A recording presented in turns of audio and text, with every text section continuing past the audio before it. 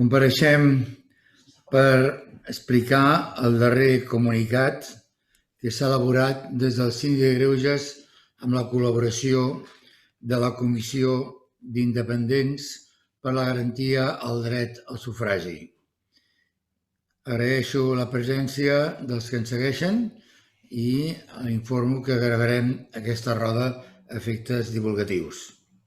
Vostès saben que al novembre vàrem lliurar al Parlament i al Govern un informe sobre el dret al sufragi i que vàrem posar l'accent en el dret de vot i el dret a la salut i que vàrem crear a continuació la comissió d'experts, tant del punt de vista sanitari com del punt de vista constitucional, per anar analitzant com es anaven desenvolupant les previsions de cara a les eleccions. A banda d'això, hem fet ja 2 comunicats anteriors que vostès coneixen i que ens porten en aquest darrer avui, que acabem de trametre a la Junta Electoral Central i al Govern de la Generalitat, a la Conselleria d'Exteriors i, òbviament, el que volem trametre a tota l'opinió pública. Amb 4 idees molt clares sobre el dret de vot, sobre el compliment de les previsions jurídiques per tots els incidents que puguin haver a l'hora d'organitzar aquest vot, especialment de cara a les meses, i en el que significa la reacció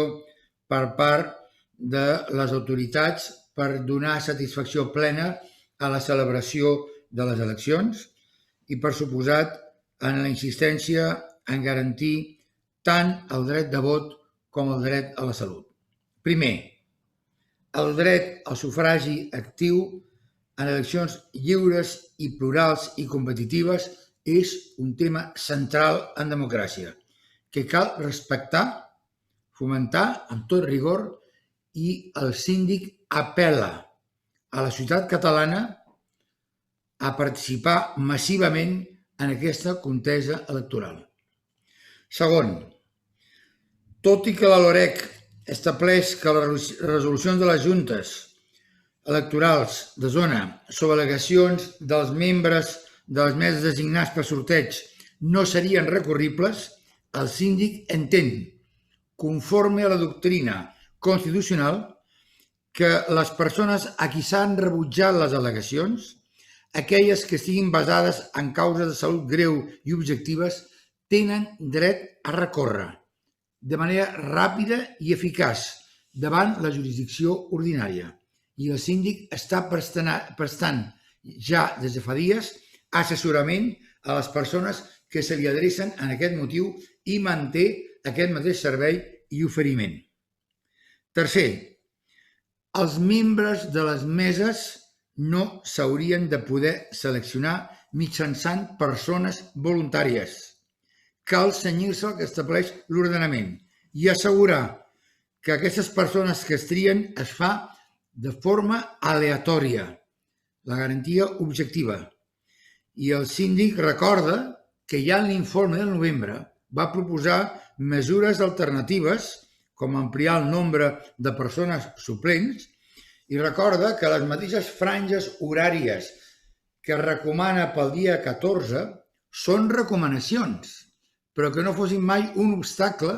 per poder donar la màxima satisfacció a la composició clara, objectiva i sense cap biaix de les meses electorals.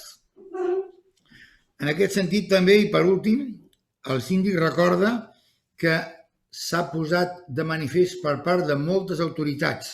més enllà del que venim dient des del síndic i des de la Comissió d'Independents per la Garantia del Dret al Sufragi, els riscos per a la salut pública que suposa el vot presencial de persones contagiades o de contactes estrets. I, per tant, ni que sigui avui, una vegada ja sabuda la decisió del Tribunal Superior de Justícia de Catalunya, una vegada previstes les darreres mesures del govern pel dia 14, que tornem a demanar l'ampliació del vot no presencial de les persones que acabo de citar fins al darrer moment possible, explorar